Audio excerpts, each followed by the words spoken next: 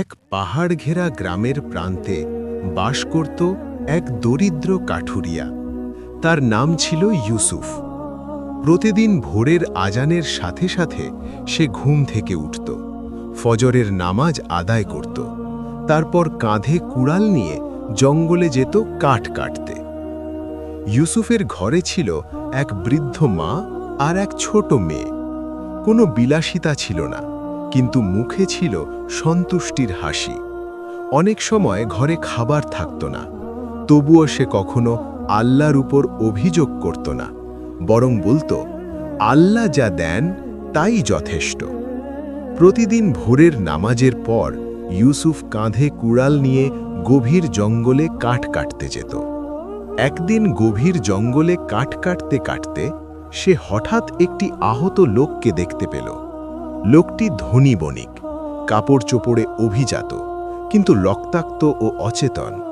পাশে পড়েছিল একটি থলে, যেটি খুলতেই দেখা গেল স্বর্ণমুদ্রায় ভরা। ইউসুফের হৃদয়ে এক মুহূর্তের জন্য পরীক্ষা এলো।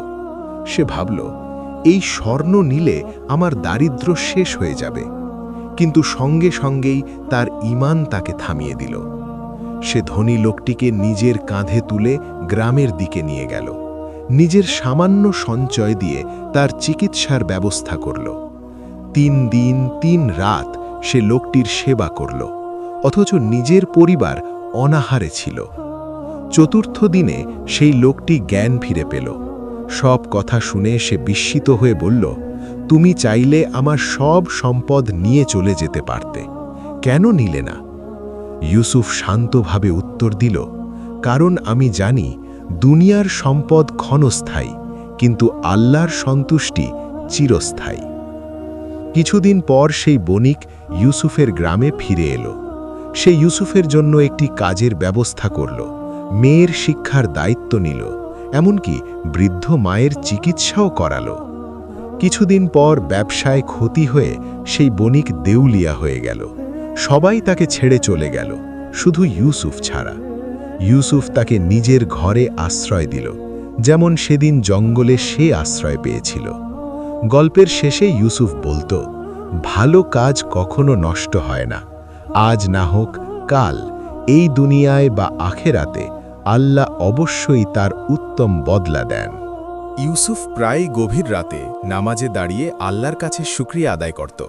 সে জানত, মানুষ কখনো কৃতজ্ঞ থাকে, কখনো ভুলে যায়, কিন্তু আল্লাহ কখনো বান্দার ভালো কাজ ভুলে যান না। মানুষের চোখে যে কাজ ছোট মনে হয়, আল্লাহর কাছে সেটাই হতে পারে সবচেয়ে বড় আমল। ইউসুফের এই চরিত্র ও আচরণ ধীরে ধীরে পুরো গ্রামে ছড়িয়ে পড়ল। মানুষ বুঝতে শুরু করল, আসল সম্পদ ধনসম্পত্তি নয়, আসল সম্পদ হল ঈমান ও সুন্দর চরিত্র। গ্রামবাসীরা তাকে সম্মান করতে লাগল, কিন্তু ইউসুফ সবসময় বিনয়ের সাথে বলতো, সম্মান যদি আসে তা আল্লাহর কাছ থেকেই আসে। ইউসুফ তার জীবনের মাধ্যমে সবাইকে একটি গভীর শিক্ষা দিয়ে গেল, ভালো কাজ করো, তার বদলার হিসাব মানুষকে দিয়ে নয়, আল্লাহর কাছে রেখে দাও, কারণ মানুষ না দিলেও আল্লাহ অবশ্যই দেন, আর আল্লাহ যখন দেন তা শুধু এই দুনিয়াতেই নয়, আখেরাতেও চিরস্থায়ী হয়ে থাকে।